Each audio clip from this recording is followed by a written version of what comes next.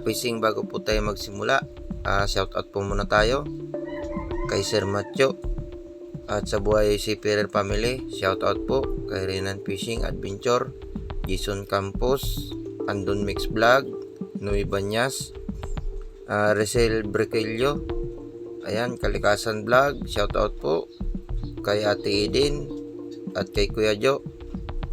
Ayan, shoutout po sa inyong lahat at sa Baluloy Family.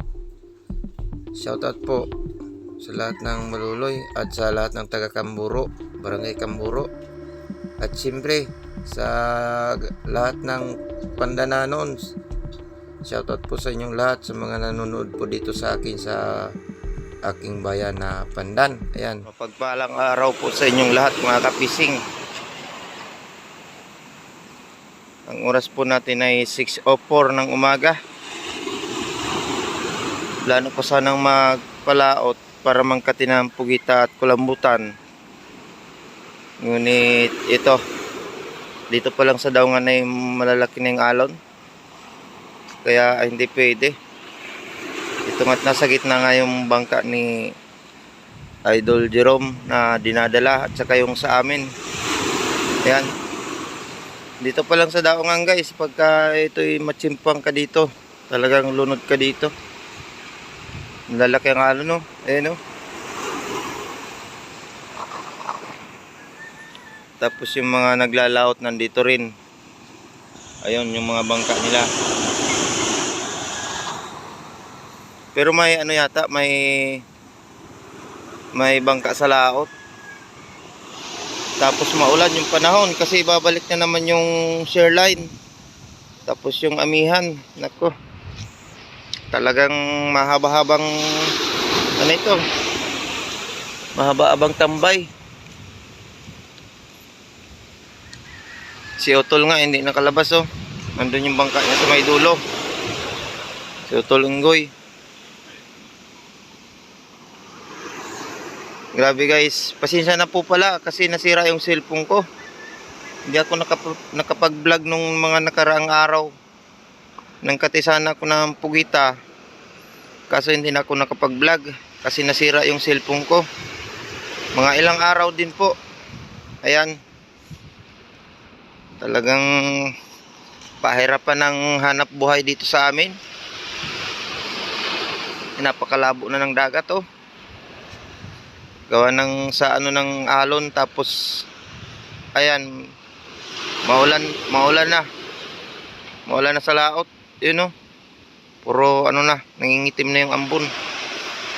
Medyo maliwanag dito sa cellphone ko guys kasi maaga pa lang. Pero kung sa personal, nangingitim ang ano, ang kaulapan sa bandang laot. Ayan, no?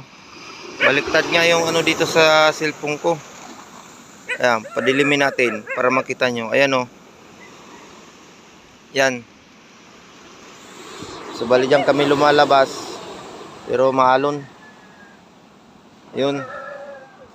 Kaya mahirap talaga. Punta tayo sa may dulo. Baka maya malakas na itong hangin na ito. Medyo mahina pa ang hangin. Pero maya lang ng konti, baka ano na to, malakas na to. Ayan, yung bangka ni Otol, oh. Hindi siya nakalabas. Yan.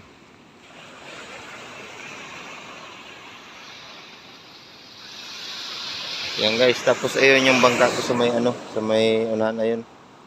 Yung bangka na papang ginagamit ko. Grabe. Ayan, oh, lalaki, oh. May isang kalang yan ako. Lunod yung bangka namin yan. Maliliit lang yan. Oh. Pagka sa personal yan guys, malaki yan. Mga alon na yan.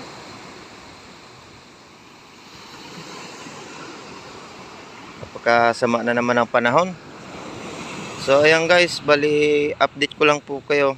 Ayan, pasensya na po muli kayo sa antala ng ating vlog at nasira po yung cellphone natin. Tapos ayan guys, yung napalitan na siya ng LCD. Mukhang lumabo na yung camera. Ayan guys, nakaano na ako. Nakasuot na ako ng ano at naka-ready na para maglaot. Kaso lang, ayun. Nung pumunta dito si Otolaw sa baybay. Ayan, laki ng alon, no? Oh.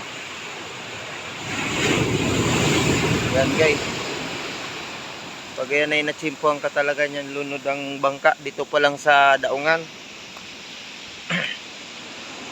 Nakwento sa akin ni Otolaw na malakas nga daw yung ano, dagat, kaya ayun, binalik ko yung gamit ko sa bahay. Kaya wala talagang ano ngayon. Hindi tayo pagganap buhay. So ayan guys, ano na, yung ambon pahulog na. Malaki pinagbago ng cellphone ko guys nung napalitan ng LCD. Parang ano na siya, malabo na yung camera. So ayan guys, maya maya shoutout po tayo, maya maya na lang. Talagang ano pa, grabe pa talaga yung ano, dagat. Kagabi lang to nagsimula na lakas.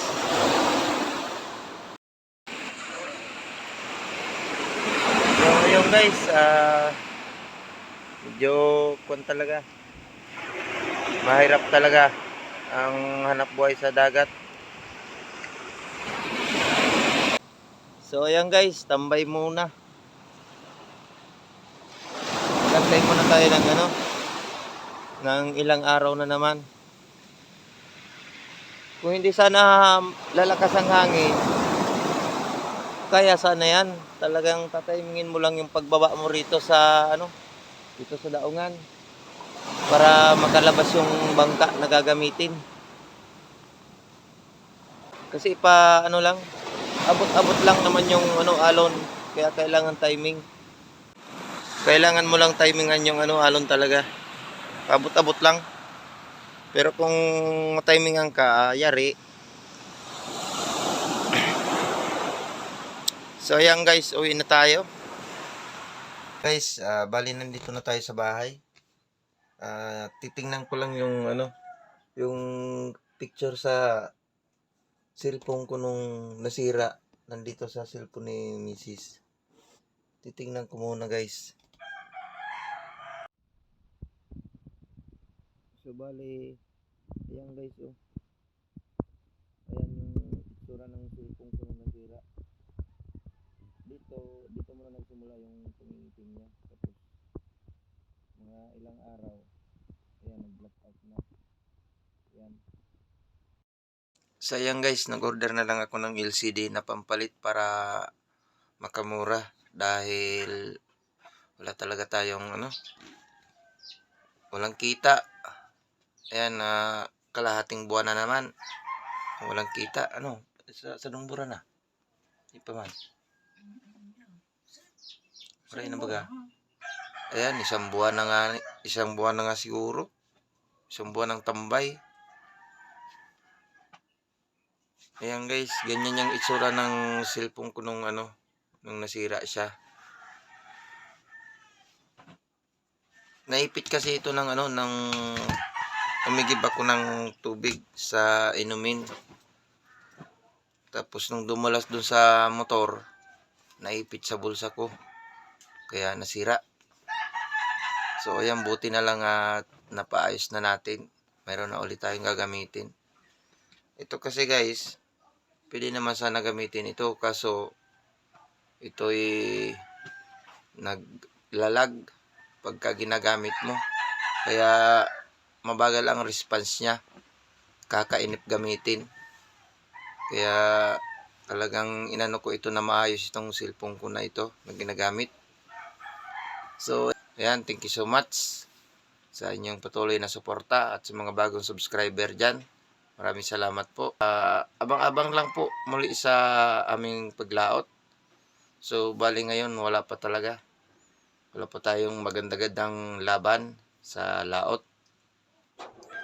Pero pagkakaya na, magkatim muna tayo ng pugita. So ayan guys, thank you so much. Hanggang sa muli. Pandan Fishing Adventure.